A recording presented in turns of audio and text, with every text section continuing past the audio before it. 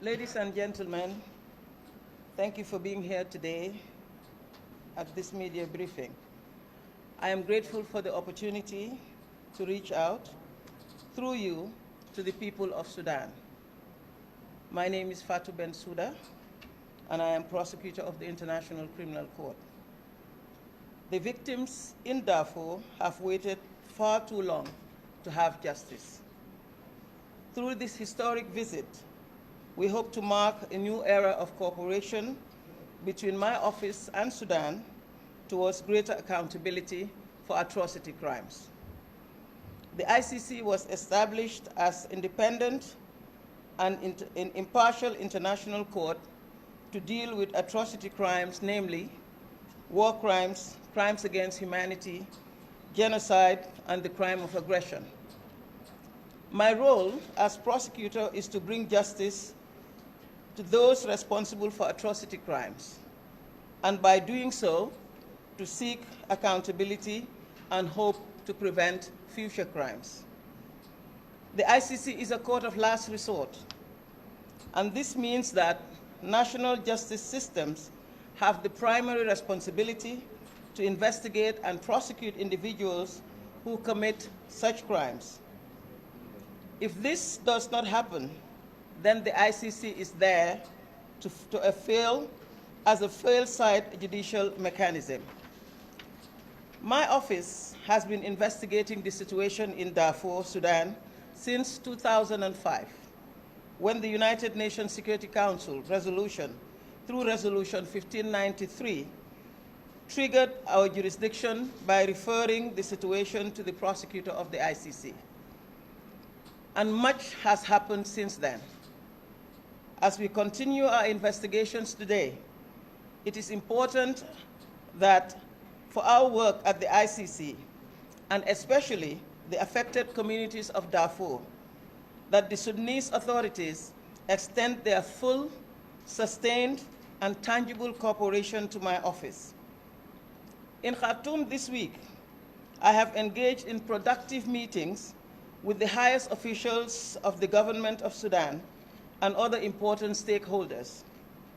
My program included, notably, meetings with His Excellency Abdel Fattah al-Burhan, His Excellency Prime Minister Abdullah Hamdok, His Excellency Mr. Omar Gamaruddin Ismail, Minister of Foreign Affairs, His Excellency Mr. Nasruddin Abdel Bari, Minister of Justice, and the Prosecutor General of Sudan, Mr. Taj El-Sir Al-Hibir, and representatives of the Sovereignty Council of Sudan, General Mohammed Hamdan Dagolo, and Mr. Mohammed Hassan Al-Taishi. I also held fruitful discussions with representatives of civil society organizations, international bodies, and the diplomatic corps in Khartoum. Through you, the media, I am pleased to also address the public and affected communities. These meetings have enabled me and my team to explain ICC proceedings and the status of our cases in connection with the situation in Darfur, Sudan, and to chart a course for effective cooperation to bring the suspects against whom ICC warrants have already been issued to bring them to justice. This first historic visit to Khartoum, after more than a decade, provided an opportunity for Sudan's transitional government to demonstrate its commitment to justice, to accountability, and to the rule of law. I am encouraged by the frank and open and constructive exchanges we have had. I particularly welcome the assurances of support and cooperation expressed to me by the authorities during this visit, including from His Excellency Prime Minister Hamdok, committing Sudan to achieve justice for atrocity crimes and to fully collaborate with my office for this purpose. We must now follow through and build on the promising discussions of this week with concrete action. A memorandum of understanding on the modalities of cooperation, technical visits, and immediate access to Sudan by our investigators, amongst other action points, were discussed. and we look forward to making timely progress on all of these items. We count on Sudan's timely cooperation as well as continued constructive engagement with my office. We stand ready to assist Sudan towards the goal of achieving accountability for atrocity crimes committed in Darfur. I want to seize this opportunity to assure the people of Darfur that my office continues to work hard on the Darfur situation. I solemnly call upon all affected Darfuri communities and those who have dedicated themselves to the cause of these communities to come forward and contact my office with the accounts of their sufferings and with the stories of what they have witnessed and what they have endured. My office, together with colleagues in the registry of the court, will soon embark on outreach activities to further explain the work of the ICC and its processes. I wish also to add that I welcome the Juba Peace Agreement, officially signed on the 3rd of October 2020 between the Sovereignty Council and the Sudan Revolutionary Front and other movements, with a view to bring justice to the victims of atrocities that have occurred in Darfur and to build sustainable peace in Sudan. I welcome the importance of the peace agreement that it affords to the ICC and the emphasis placed on cooperation between Sudan and the court in relation to the 5 ICC suspects. I am encouraged by the assurances given by the authorities that full effect will be given to these references and that justice will play a central role in Sudan's transition and the particular importance of the ICC in this ongoing process. The focus of my investigation is on crimes allegedly committed by these 5 suspects between 2003 and 2004, 2007, and as far as Mr. al-Bashir is concerned, up to 2008. In June of this year, the alleged militia leader, Mr. Ali Mohammed Ali Abdulrahman, also known as Ali Khushaib, was transferred to the court following his voluntary surrender. The ICC has outstanding arrest warrants against Mr. Omar al-Bashir, Mr. Ahmed Haroun, Mr. Abdel Rahim Mohammed Hussein, and Mr. Abdallah Banda Abakar Nourain. And these suspects are still wanted for the atrocity crimes listed in their ICC warrants of arrest. They must all face justice without further delay. We look forward to continuing our dialogue with the Sudanese authorities to ensure we make progress on these cases with full respect for our respective roles and mandates and the principle of complementarity. Now that the channels of communication are open and a spirit of cooperation guides our discussions with the Sudanese authorities, we are open to exploring the possibilities in full compliance with our obligations under the Rome Statute and guided by our unflinching commitment to achieving justice for the victims in Darfur. In conclusion, I would like to thank the Sudanese people, the government of the Sudan, and other stakeholders for the warm welcome extended to me and my delegation during this visit. There is an urgent need for justice in Sudan. Sustainable peace and reconciliation are built on the stabilizing pillar of justice. And I thank you for your attention. I look forward to answering your questions and to address any comments you may have.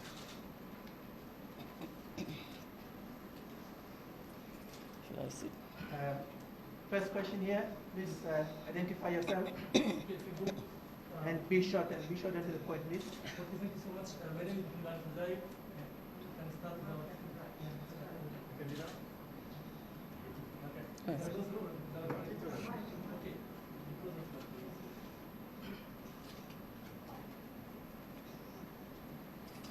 Thank you so much. My name is Lmudعية. Today. For sure, you have mentioned that ICC is very focusing on bringing justice for all Sudanese victims. But the African Union and some African states have adopted and you depend mainly on the cooperation of countries so that can bring people to justice. So how can you make justice possible with this rejection of African Union and African state? My second question is that, and I will start quoting by justice delayed is justice denied. So you have mentioned that the 5 suspects should face justice without delay. So many people think that ICC has no mechanism to bring people for accountability and responsibility because you are only dependent on people can hand over themselves voluntarily, as we have seen with Banda and Aliko Sheikh. Thank you. I'll start with your, I think I should take it one at a time so I can, I'll start with your last question. First and foremost, I do not agree that ICC only depends on people voluntarily surrendering. We have had other cases in which many people were surrendered to the ICC, were transferred to the ICC by states who were willingly cooperating with us. And I can give you several examples. In the Democratic Republic of Congo case, you've seen that DRC has fully cooperated with the ICC and has transferred a few suspects to us. Likewise in the Central African Republic. Also likewise in Mali. So this is not the situation that only people voluntarily surrender. Again, with respect to the African Union and not cooperating with the ICC, I think you're also talking in the past. I believe that we are at a different phase now, and this is why cooperation directly with Sudan is so critically important. And this is why one of my main purposes of coming here is to seek that cooperation. And as you can see, this has been assured, and we are looking forward to a way of moving it forward. So our relationship with the African Union, we will continue to keep open and to also seek cooperation for the African Union. But for the purposes of this situation, the most important partners to cooperate with is the Sudan, and that we have started already. Yes, sir. Thank you. I'm from Reuters. During your visit here in Sudan, you have reached any deal or any kind of trade which Bashir and others will adherence? The purpose, as I said already, of my visit has to seek further cooperation with the Sudan. I think this is the issue of justice has really been very much emphasized in all the discussions that have taken place, that justice must be done, and justice must be done by in the situation in Darfur, Sudan. This was the referral that we received from the UN Security Council to try the cases in Darfur. We have not been able to do it because I don't need to explain, you know what situation existed. Now we are at a different phase, and this is the reason for me to be here, to explore the possibilities. What are the options? Of course, our what we mainly seek is to have the people wanted by the ICC surrendered to the ICC. But these are discussions that have already just opened, and we are going to try and follow them through. Yes, sir. Abdul Zakir, Al Jazeera Channel. You have a meeting with Muhammad Hamdan Committee, and some people they consider him as one of at least troublemaker in the other parts. What the impression you have after you enter that meeting? And the other question, you may ask to investigate any more Sudanese figures because you are focused now on 5. There is any possibility to ask for more people to Lahai? Thank you. First and foremost, I know that the meeting with Mr. Hameti, there has been a lot of comments on that. First and foremost, you have to realize that I came to meet with the authorities of the Sudan to explore cooperation. He is there, he's one of them. I think it will be very odd to avoid to meet with him. I'm meeting him in that respect. Again, with respect to the ICC arrest warrants, we have been very clear about the 5 warrants that we have already issued against those who are named in those warrants. At the moment, he's not one of them.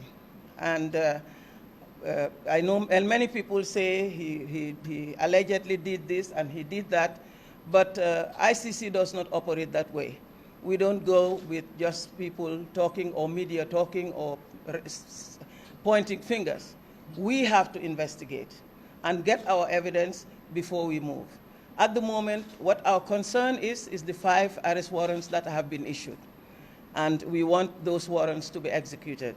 And we are talking about that. Well, the resolution 1593 does not have an end date. But we also need to remember that it was also focused on the conflict in Darfur. It was not extended to other parts of Sudan, unfortunately. So we'll see how we can progress with what we have already, how we can move it forward. But again, to let you know that it is not impossible that we can have other cases, because the resolution does not have a cutoff date, 1593. Okay, whatever you say, and then you and the ladies. Yes, she's been. And then the lady. Sorry, Roland Hashim, Sudan TV. So you said it's an historic visit, and we understand that you're going to visit Kobe prison. Have you seen the suspects that you're interested in arresting? And what do you have to say on the conditions in which they are arrested? And you're also seeking cooperation regarding the case of Al-Adala and Does that mean that you might be holding further investigations into serving officers within the armed forces? If so, have you had complete guarantees that the government will cooperate with you? Thank you. First and foremost, let me just set the record straight. I have not been to visit Kobo prison. So the issue of seeing anybody does not arise. I've not been, it's not one of the places that I've visited. With respect to the Ali Khushaib case, he surrendered himself in June of this year. Initial appearances have been held. A date has been set to confirm the charges against him. You will also know that this is the first opportunity that we have had from over a decade to be on the ground. Of course, we do have our charges against him. Of course, we have been able to investigate for arrest warrants to issue. But nothing is the same as being on the ground. To be able to beef up, because we already have evidence, but nothing, I mean, it is helpful that we are on the ground to be able to bolster and strengthen our case. So this we want to do as soon as possible, because the confirmation of charges for Ahmad Ali Khushaib is on the 7th of December for the moment. So we are working very hard, and the investigators, we have requested our investigations to be on the ground as soon as possible. Okay, the lady, and then Sally Rahman, Ashraf News Channel. We heard some news about that one of the agendas for the ICC visit to Khartoum is to discuss some financial issues with the Sudan government about Ali Khushaib's court. Is it right or not? My second question is, did you find a roadmap with the Sudanese government for the way that Omar al-Bashir and the others will adjust? Your first question about finance for Ali Khushaib's case, that is not correct. This is not why we're here. We've not come to discuss or to ask for any money or anything, or to discuss finances about that. That is the responsibility of the ICC. And we are always funded by parties who are states parties to the Rome Statute. We have our budget every year that is negotiated with the states parties, those who belong to the ICC. So if we have a matter, a situation that comes before the ICC, we turn to our budget and we plan for that. But so we did not come to discuss at all issues of financing with the Sudanese government for the trial of Ali Khushaib. With regard to roadmap, as I said in my briefing, this is the beginning. This is the beginning after over a decade of trying to start that case.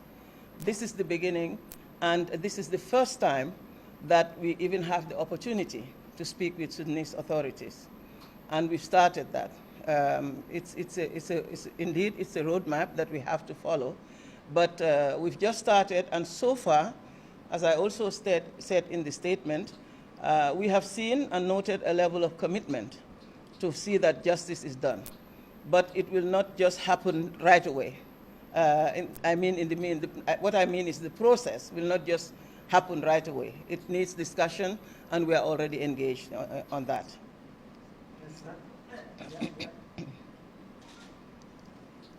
Thank you. My name is Abdelmonem Abdelis. I'm from Agency France Press. During this visit, you mentioned that you want to do investigation on the ground in Darfur.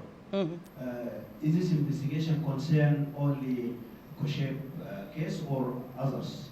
And do you reach any agreement with the government that when this will take place? First and foremost, I want to just remind you that the entire situation of the conflict in Darfur is what was referred to the ICC by the UN Security Council. And since our work began, we have been able to request for the issuance of several arrest warrants. So, and a case would really start progressing when we have the body before the ICC, because we don't do trial in absentia. So it is now Ali Khosheb who has transferred, who is surrendered to the ICC, and his case is starting. That doesn't mean that we are not pursuing the other cases which we already also have warrants of arrest against. So we are pursuing all of them, looking into all of them, and as I said, for the first time, we have an opportunity to strengthen further our evidence. And for me, this is important, and this is something that I've already put to the Sudanese authorities. Yes, sir. Yes, sir. Yeah.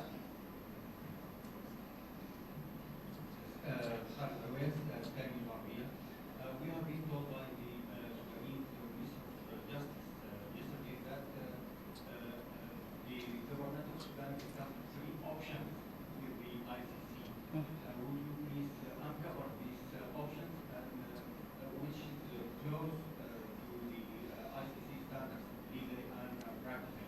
Secondly, are you going to establish a field or kind of a delegation here in Sudan in the next weeks or a month? With respect to the first one, regarding the options, I mean, the Sudanese authorities have informed me that they are looking at various things, including trials in Sudan itself, including the option of a hybrid tribunal or a special court.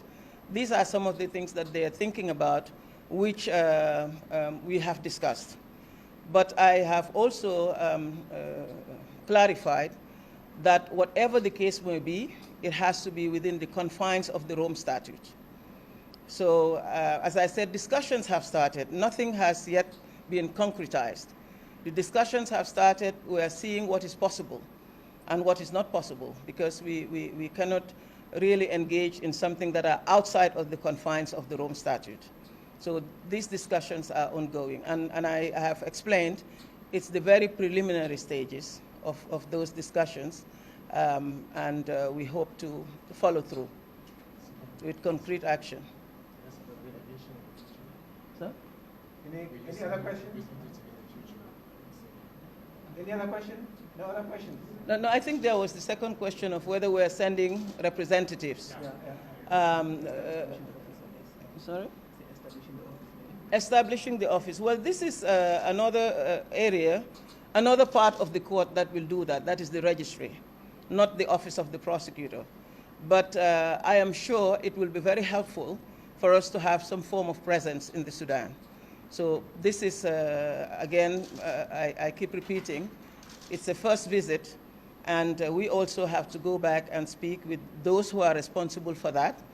But in the meantime, we're also seeking to have my investigators on the ground as soon as possible. No further questions? Thank you very much, ladies and gentlemen. Excuse me. Yes. Yes,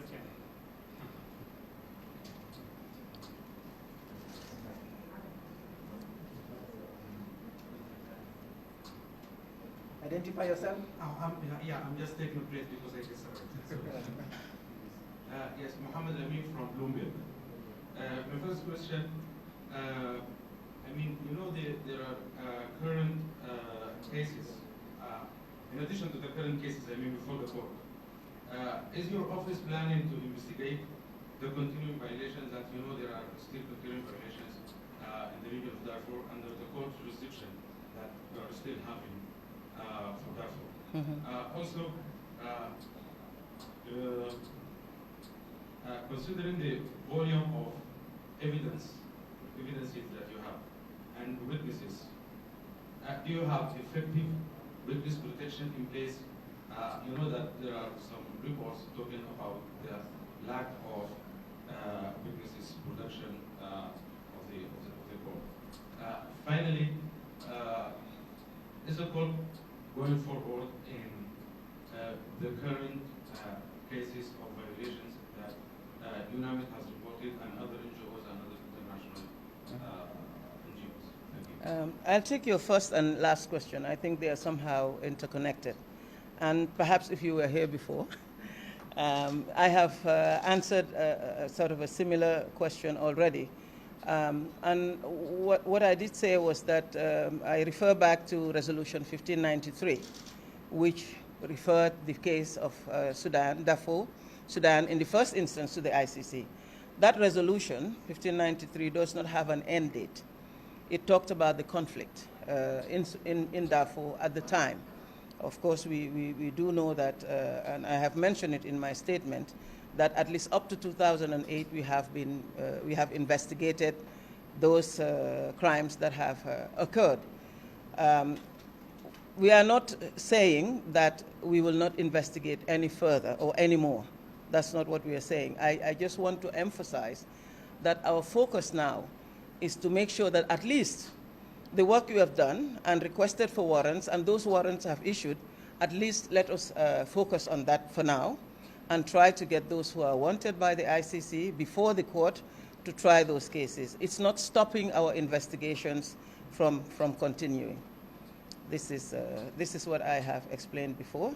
I think that's the second question was witness protection. Witness protection. That is very important. It's critical. And we have seen in our cases that the court has to have a solid witness protection program in place. And we do our best. At the moment, I mean, as it is the registry again that is in charge of witness protection, not the Office of the Prosecutor or the defense. One of the ideas that we have discussed during my several meetings is also to facilitate for the registry to also come on the ground to look into issues of witness protection, but also to do outreach and also to explain the entire process. So this is also something that has been discussed, and the registry also stands ready to come and look into those issues. Thank you very much, ladies and gentlemen. The copies of the statement here, please avail yourself. They are both in Arabic and English. So please feel free to quote from them, from those statements, and use them as your reference point for accurate. Thank you all. Thank you very much.